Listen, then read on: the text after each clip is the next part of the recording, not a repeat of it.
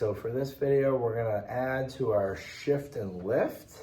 We're gonna add a glide, or more precisely, a side glide, which we can also adjust with rotation and other aspects. But the basic notion is that you're gonna imagine like momentum moving sideways.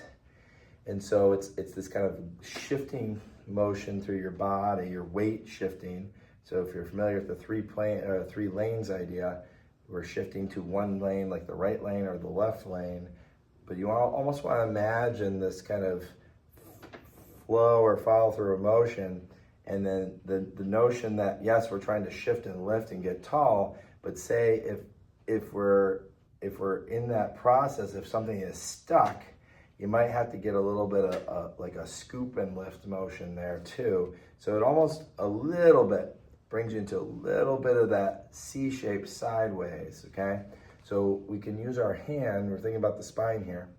I'm gonna reach either in front or behind, and there's a difference there in that if I'm reaching in the front, I'm kind of basically right behind my ear and more towards the rear there.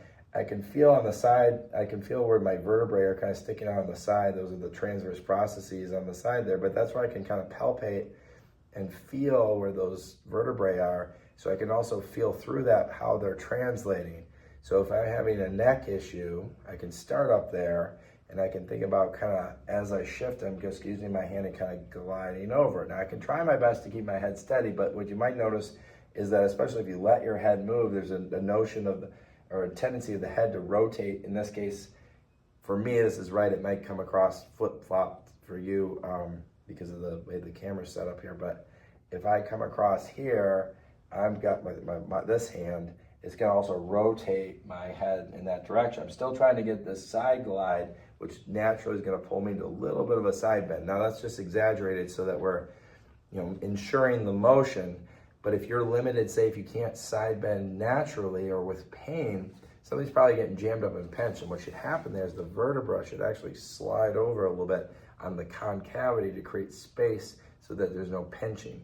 So naturally we should be able to side bend to some extent, but it is a tricky and oftentimes painful direction of motion where a lot of people are limited.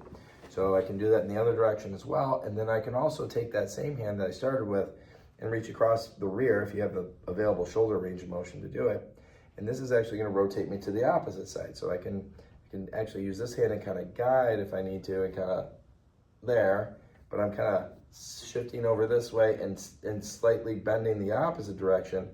And, oh, I get that wrong. I'm still going this way, sorry. So I'm going here and I'm kind of pulling the middle across.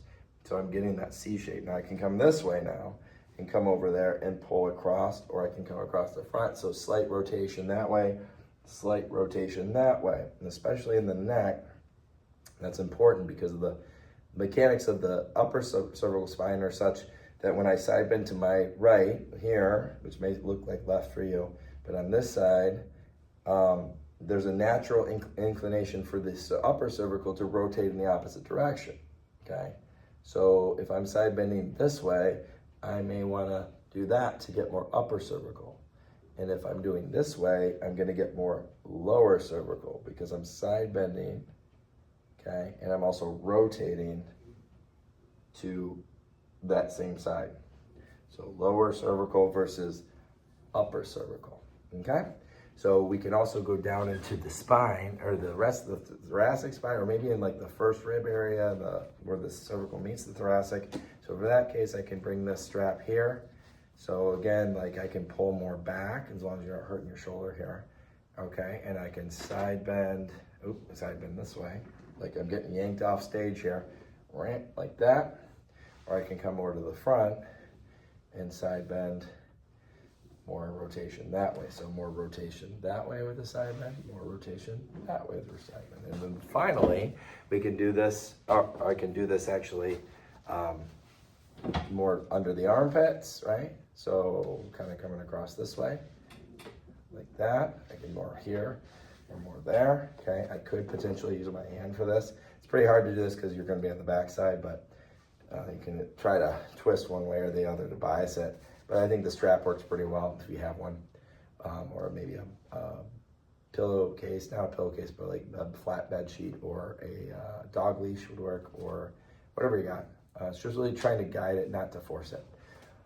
So yeah, so basically the neck and the thoracic, I mean, you can get a little bit probably in the lumbar too. It's just be careful you're not cranking your low back too much. And then we can do this on the wall. You could also do the strap. I'm just gonna do it with my hands here. Maybe I can get it down low so you can see me here. So again, this is a shift, like a shift lift, like reaching there.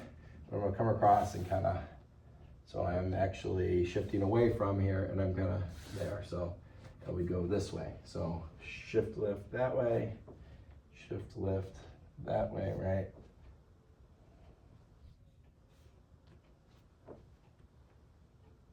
Okay. And then again, strap, I could do the same thing with the upper back or the mid back or even the low back perhaps. But that should get you a lot of options to kind of free up the spine, and you should feel very good, pretty loose, and then all those tight muscles should be relaxed.